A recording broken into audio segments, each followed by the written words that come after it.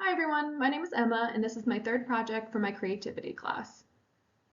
I honestly did not think it was possible to learn this much about innovation. I was naive in thinking that innovation was not as complex as it really is.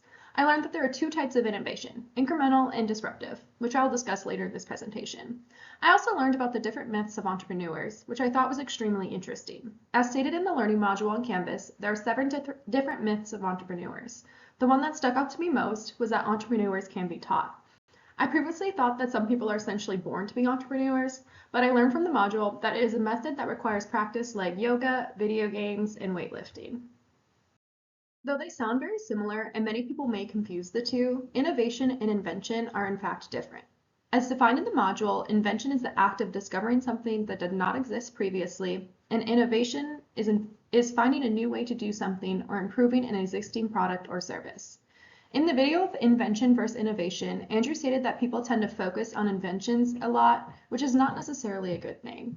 He went on to explain that inventions tend to be good ideas, but those ideas are typically not sought out.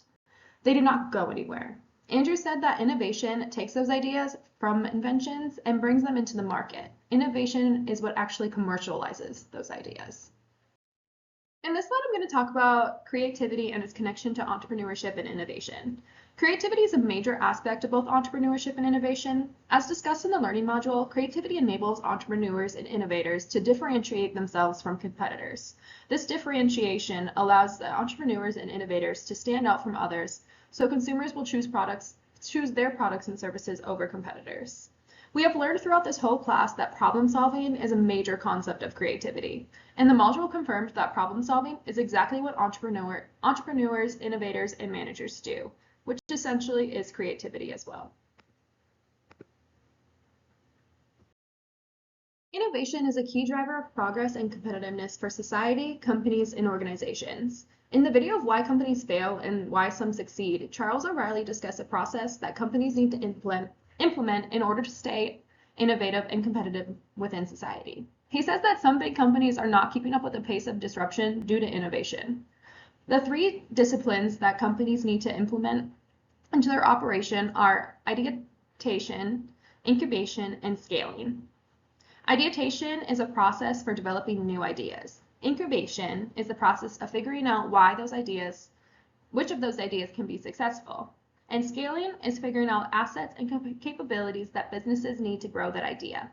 Innovation is crucial for companies and organizations to understand so that they can continue to compete within society. There are so many examples that I could give to prove just how important innovation is to society, but I'm only going to talk about two today.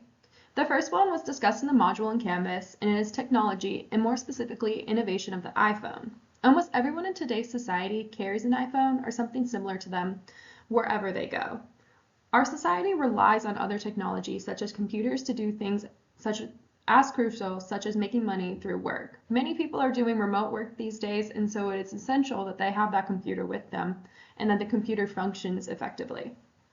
The other example of why innovation is so important to society is within the healthcare system. Innovation within healthcare has led us to increase life expectancy and saved a great number of patients through new pharmaceuticals, medical technologies such as minimally invasive surgical techniques, and telemedicine, which makes it more convenient for patients to receive care.